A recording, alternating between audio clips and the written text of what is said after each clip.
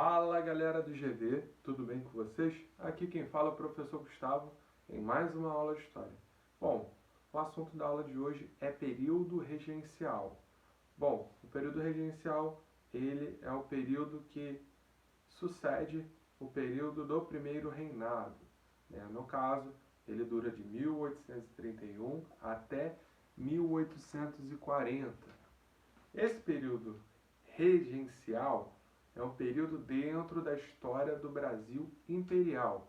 Porém, durante esse período nós temos ali, durante esses 9 anos do período regencial, nós temos ali uma fase onde nós não vamos ter um imperador governando o país. No caso, os dois imperadores que governam o país durante a história do Brasil imperial são o Dom Pedro I e o Dom Pedro II. Mas o detalhe é que o Dom Pedro I ele governa de 1822 até 1831 e o Dom Pedro II de 1840 até 1889. Então, esses 9 anos aí, entre o primeiro reinado e o segundo reinado, são o período regencial. Por que período regencial? O período é período regencial porque esse período nós vamos ter regentes governando o país, enquanto o Dom Pedro II não tem a maioridade penal para se tornar imperador do Brasil. Bom, como que funcionou isso? A Constituição outorgada por Dom Pedro I lá em 1824, ela dizia que na ausência de um herdeiro com idade suficiente para governar o país deveria ser regido por 3 indivíduos que seriam eleitos pela Câmara dos Deputados, certo? Então, o que acontece após a renúncia de Dom Pedro I é justamente isso. O Dom Pedro II não tinha idade suficiente para governar o país, muito pelo contrário, ele era uma criança, por volta ali dos 5 anos de idade, mais ou menos, certo? E na ausência de Dom Pedro I, o país deveria ser regido por indivíduos eleitos pela Câmara dos Deputados. No caso, o modelo de regência seria a regência trina. 3 pessoas seriam eleitas pelo Congresso. Mas que para isso acontecer, era necessário ali um momento de transição. No caso, após a renúncia de Dom Pedro I, nós temos aí um mês de regência trina provisória. Essa regência trina provisória ela é marcada por uma junta militar, onde esses indivíduos que vão governar o país nesse momento de transição não foram eleitos por ninguém. Eles foram indicados para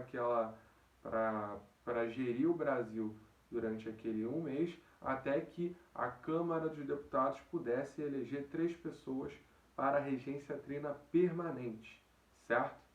Então tudo isso está acontecendo ali no ano, nos primeiros meses ali de 1831, certo? Então, dentro desse contexto, é eleita uma regência trina permanente, já ali por volta do mês de março, abril de 1831, e essa regência trina permanente, ela teria ali a responsabilidade de governar o país, enquanto o Dom Pedro II não tivesse, melhor dizendo, idade suficiente para governar o país, certo? Esse período desses 9 anos, ele vai ser marcado por uma disputa política muito intensa. Esses diferentes indivíduos que queriam, de alguma forma, chegar ao poder, vão justamente levar ali um verdadeiro caos em termos de disputa política.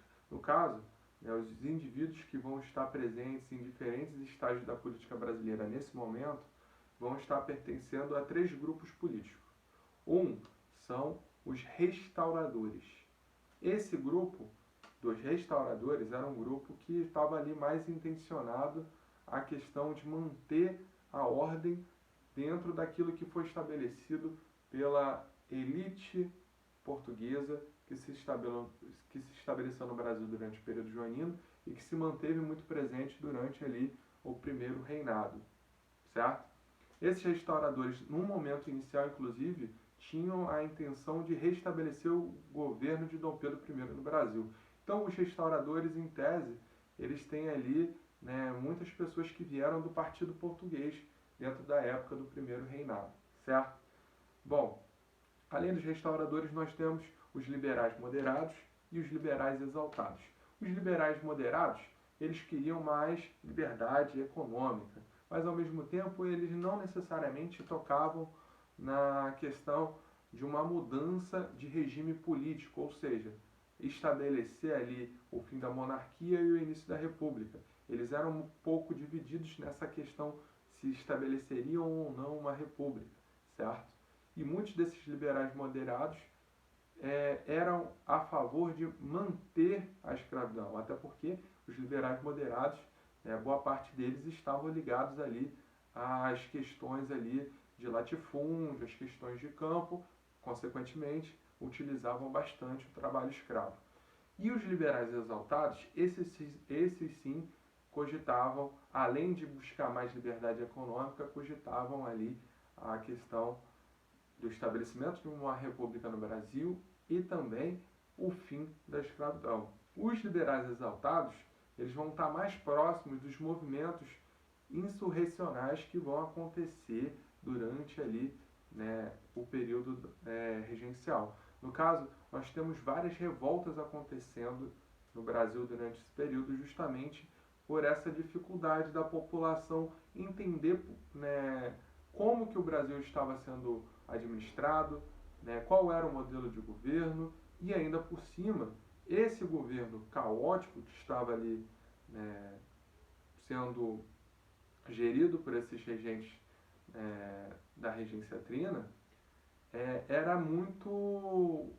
descuidadoso, de certa forma, com com as localidades mais distantes da capital, certo? Então eles não tinham muito cuidado com, né, as populações dessas diferentes áreas do Brasil. No caso, né, se a gente parar para analisar um pouquinho, o Brasil é um país continental e, obviamente, existem várias culturas, várias visões de mundo dentro do Brasil e é muito comum as pessoas falarem que existem vários Brasis dentro do Brasil, certo? E isso é muito nítido durante o período regencial, onde nós vamos ter revoltas que vão visar tanto mais autonomia para essas localidades dentro de um governo, né, brasileiro, ou em alguns casos eles estavam inclusive, né, cogitando a separação dessa localidade do restante do território do Brasil, certo? Bom, voltando então para a questão da regência trina, ela dura de 1831 até 1835, certo? Durante esses anos nós vamos ter a criação da Guarda Nacional e o ato adicional de 1834. No caso, tanto a Guarda Nacional quanto o ato adicional de 1834, eles estão interligados. O ato adicional de 1834 ele vai tentar dar mais poder para um grupo que apoiasse, né, o governo central, a regência trina, já que algumas revoltas já vinham acontecendo e atrapalhando os interesses do governo central do Brasil, certo? E um dos dispositivos ali, né, mais importantes são justamente, né, ou é justamente, melhor dizendo, a criação da Guarda Nacional. Mas o que é a Guarda Nacional, galera? A Guarda Nacional é uma espécie de milícia legalizada, certo? Onde o governo central, ele iria eleger um coronel numa determinada localidade, ou seja, um indivíduo que seria responsável por representar o governo federal, mesmo ele não sendo nem um militar do exército, nem sendo um policial, ou seja, era um civil que ganhava poderes para conter as revoltas que estavam acontecendo em determinadas localidades. Esse indivíduo geralmente era um senhor de muitas terras que tinha muitos capangas e tinha capital para investir em armas, certo? A criação da Guarda Nacional, ela de certa forma é importante para controlar as revoltas e manter o Brasil unificado. Mas o saldo da criação da Guarda Nacional, numa análise a longo prazo, é justamente o quê? A Guarda Nacional cria e fortalece o coronel, que é uma das peças-chave ali né, durante a Primeira República em termos, né, daquela questão ali do controle das localidades para fazer aquela verdadeira pirâmide através do voto de cabresto, certo? Então, a Guarda Nacional ela vai ser ali uma das ações que vão ser tomadas durante o período da Regência Trina Permanente. E um dos personagens mais importantes da Regência Trina Permanente é o Padre Feijó, certo? E o Padre Feijó ele vai acabar por se eleger como regente uno a partir de 1835. Então, o pessoal já estava vendo que as revoltas estavam se intensificando, aquela questão de 3 regentes estavam confundindo muitas pessoas, e vai ser argumentado que se houvesse um único regente, o poder, né, federal do Brasil ele estaria mais organizado, ele estaria mais homogêneo.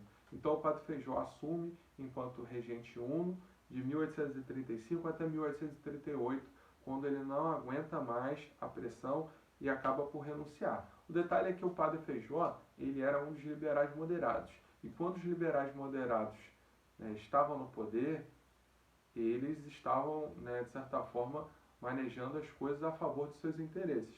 E quando o Padre Feijó sai do poder, os liberais moderados eles perdem, de certa forma, um pouco, né, de moral. E aí quem entra é o Araújo de Lima, que é um dos caras que é ligado aos restauradores. E o Araújo de Lima vai governar de 1838 até 1840, quando ocorre o fim do período regencial através do golpe da maioridade, certo? Então, esse período de regências ele é muito importante para a gente analisar, né, como houveram sim muitas lutas no Brasil e que o Brasil ele é multicultural, ele é muito diversificado, certo? Bom, dentre as revoltas que ocorrem no período regencial, nós temos a Revolta dos Malês, né? Nós temos a Revolução Farroupilha, Sabinada, Cabanagem e Balaiada. Essas são as principais revoltas do período regencial. E essas revoltas eu vou trabalhar de maneira mais aprofundada no nosso próximo vídeo. Então eu espero que vocês tenham gostado. Qualquer dúvida, acompanhe o roteiro de estudos. Nós estamos aí também entrando em contato com vocês através dos e-mails. E é só procurar, galera. Estamos aí para auxiliar vocês. Um forte abraço e até a próxima.